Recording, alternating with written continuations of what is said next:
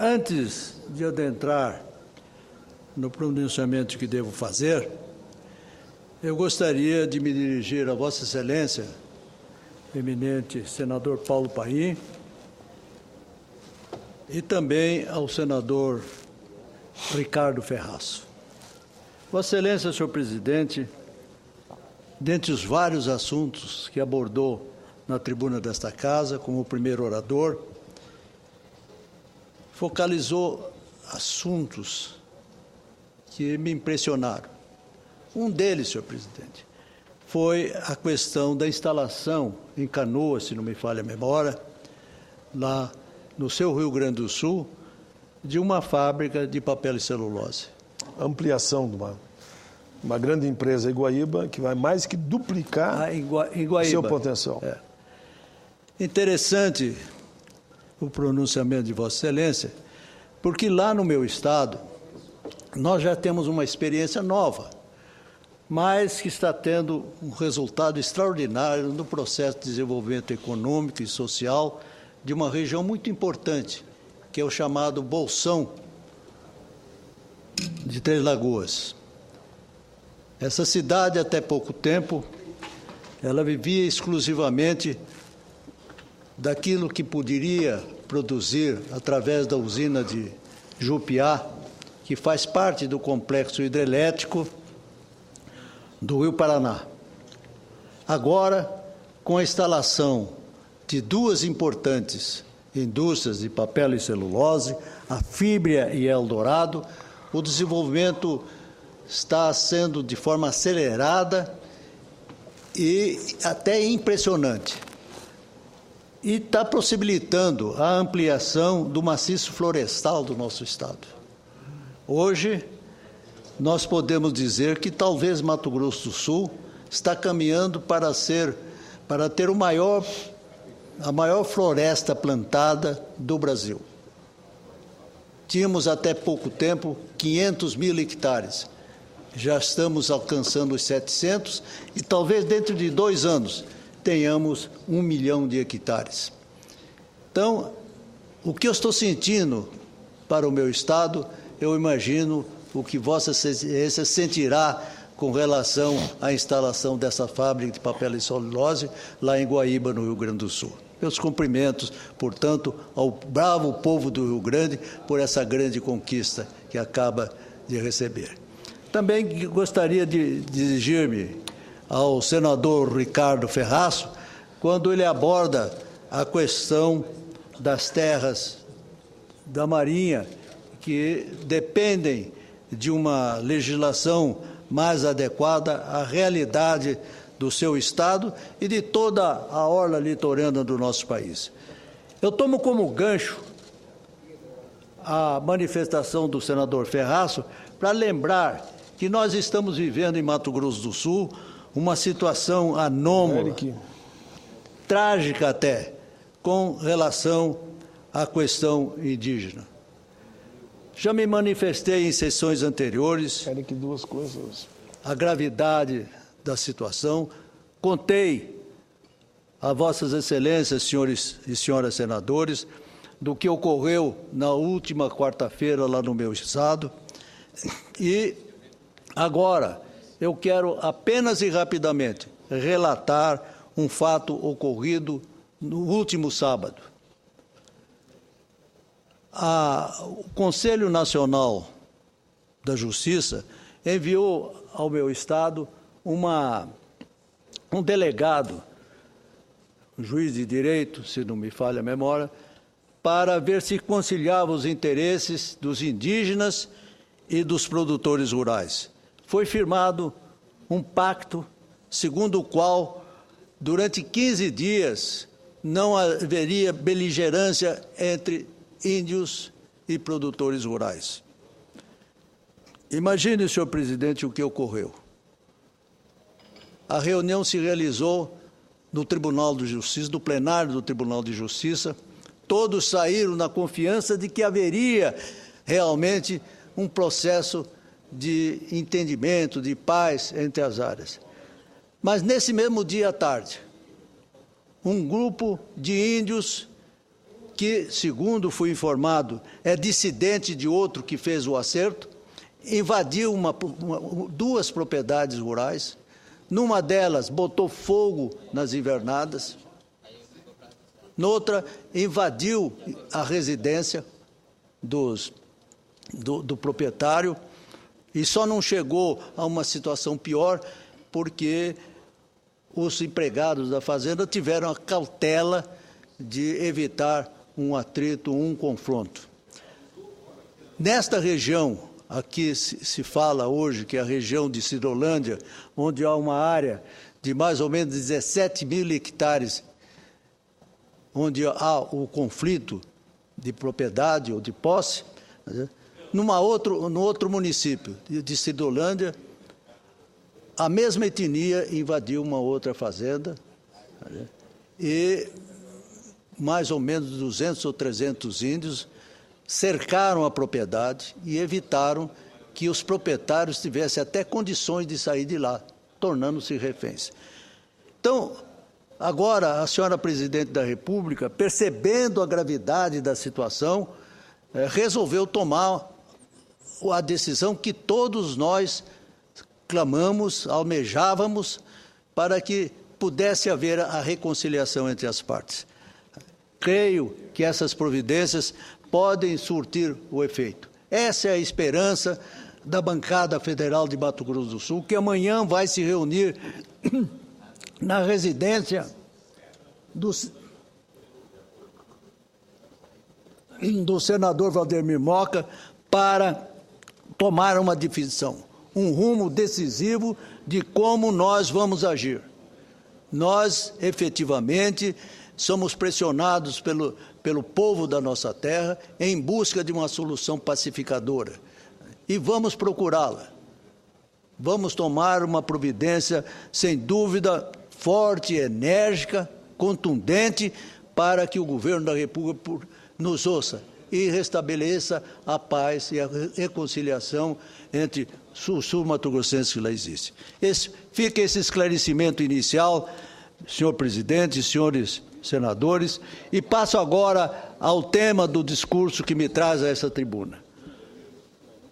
O pensamento utópico é o primeiro passo para a transformação da realidade. Nesse sentido, quero aqui homenagear o senador Cristóvão Buarque, pela publicação de importante trabalho que trata da proposta que vem há anos fazendo sobre a federalização do ensino básico no país. Trata-se de um livro modesto, no formato, mas de grandeza fundamental no seu conteúdo.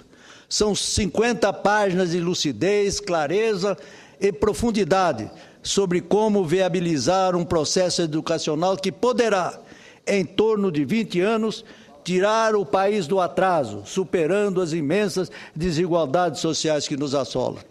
Quero aqui parabenizar o senador Cristóvão pela iniciativa e dizer que seu trabalho deve ser amplamente divulgado entre as forças vivas da nação para forjar um debate sério sobre o nosso futuro.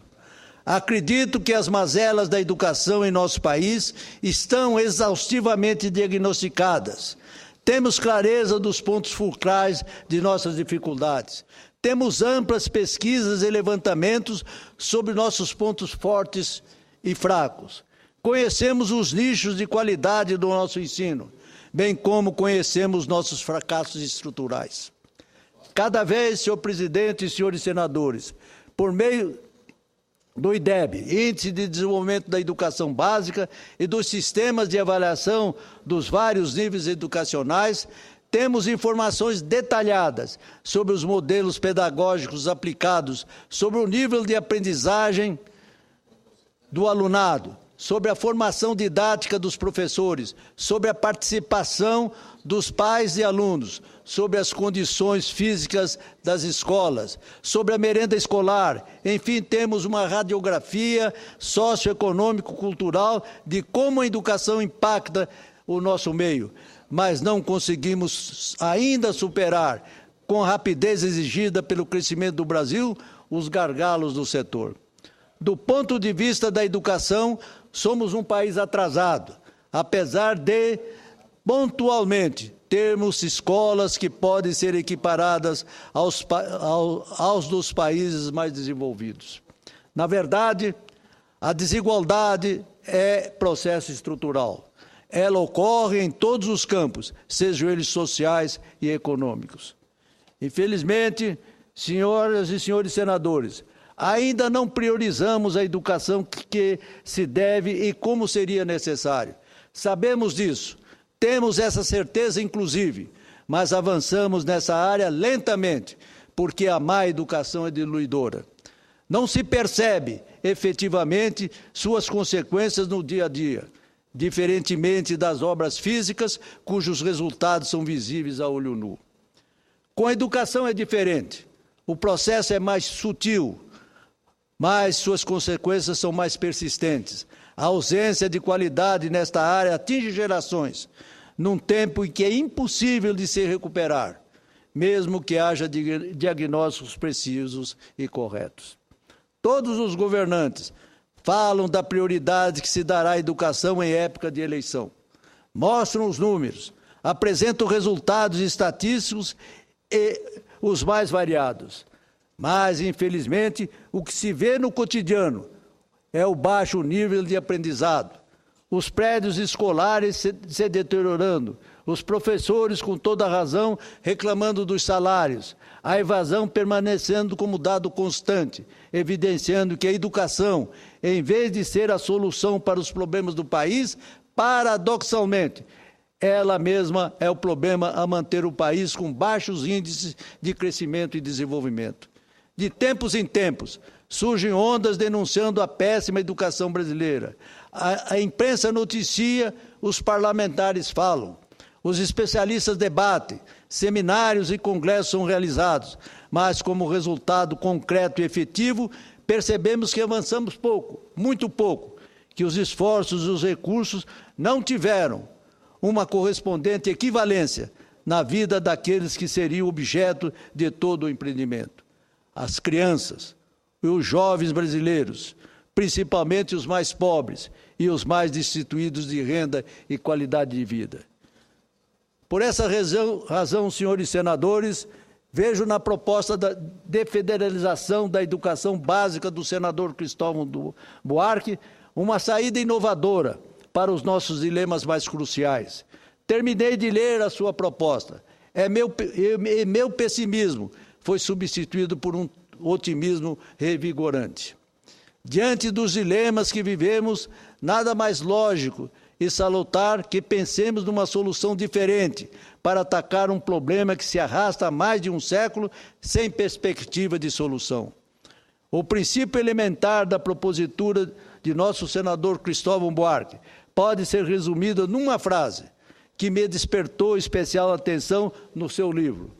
Aspas, toda criança deve ter acesso à educação com a mesma qualidade, sem discriminação de renda ou endereço, senhor presidente. Com isso, ele constrói sua proposta para que passemos das 451 escolas federais existentes para mais de 156 mil, substituindo gradualmente, num período de 20 anos, toda a estrutura educacional vinculada aos municípios e aos estados, por um sistema federalizado focado na melhoria substancial da qualidade educacional. Nesse aspecto, quero enfatizar que a construção do futuro exige esforço e tenacidade. Trata-se de um projeto que, sendo viabilizado, demandará uma profunda mudança de paradigma.